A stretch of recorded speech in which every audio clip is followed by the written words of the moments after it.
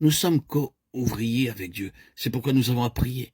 Même s'il était possible de ne jamais recevoir sur cette terre une réponse à nos prières en atteignant le ciel, nous connaîtrions la réponse de Dieu pour chacune d'elles. Aucune prière ne reste sans réponse. Vous pouvez penser, Dieu n'a pas entendu ma prière. Dieu ne m'a pas écouté. Il ne m'aime pas comme il aime mon voisin. Dieu a entendu sa prière, lui. Pourtant j'ai prié et je n'ai reçu aucune réponse. Ceci n'est pas vrai. Dieu entend et prend bonne note de chaque prière de chacun de ses enfants nés de nouveau. Aussi votre temps n'est pas perdu lorsque vous priez. Vous travaillez comme co-ouvrier de Dieu, comme collaborateur. Quelquefois, nous demandons comment prier, que dire dans la prière. Les mots ne nous viennent pas facilement. Eh bien, souvenons-nous que la prière ne repose pas sur un langage fleuri. Cela peut être exprimé dans un langage haché, pauvre. Mais si cela vient du cœur, Dieu l'accepte. Le Seigneur voit l'amour qui se trouve dans votre cœur.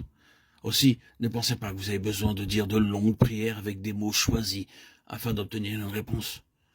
Certains pensent que s'ils avaient un livre de prière, ils seraient sûrs que Dieu répondra à leur prière en le lisant simplement. Mais Dieu ne demande pas des prières provenant d'un livre, il demande des prières venant du cœur. Ne pensez pas que vous avez à répéter des choses longues, des choses récitées lorsque vous priez. La prière n'est pas quelque chose de formaliste. Ce n'est pas un rituel, ni une récitation. Nous sommes co-ouvriers, héritiers du royaume, nous sommes travailleurs avec Dieu, associés, collaborateurs. Et avec cette foi, nous pouvons prier. Parfois, ce qui est inexprimé, un soupir de douleur dans notre cœur, devient notre prière. Lorsque nous voyons le péché ici, la faiblesse là, nous prions. Oh Dieu, pourquoi ne fais-tu pas justice? Et par notre prière, Dieu t'en renveillera.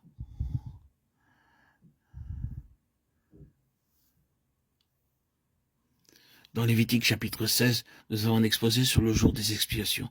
En ce jour, le souverain sacrificateur entrait dans le lieu très saint, offrant le sang de sacrifice, d'abord pour lui-même et sa maison, puis pour toute la nation. Généralement, le souverain sacrificateur portait ses vêtements de gloire et de beauté. Mais au jour des expiations, il avait acquitté ses vêtements de gloire et de beauté à se laver et à se revêtir des vêtements propres de lin, avant d'entrer dans le lieu très saint. Ensuite, il avait apporté 2 boucs. Sur l'un, appelé le bouc de l'expiation, il posa ses mains et il le chassait dans le désert. Le sang de l'autre bouc était apporté dans le lieu très saint. Mais avant qu'il puisse apporter le sang, il devait brûler l'encens devant le propitiatoire. Alors seulement le sang était aspergé sur le propitiatoire pour lui-même, ensuite pour le peuple. Tout ceci était un type ou une ombre du sacrifice du Seigneur Jésus-Christ lui-même. Notre Seigneur Jésus enleva ses vêtements de gloire et de beauté. En d'autres termes, il quitta son trône céleste de gloire, et bien qu'il fût Dieu, il devint homme pour nous. Il prit sur lui nos péchés et les emporta. Au loin, à l'image du bouc chassé dans le désert que personne ne revoyait plus, il en est de même en vérité quant à nos péchés qu'il a emportés pour que plus que jamais il n'y en ait le souvenir. Enfin, ce n'est qu'après qu'il eut porté son propre sang à l'intérieur du lieu très saint que Dieu fut pleinement satisfait. Hébreux 9, 11, 12.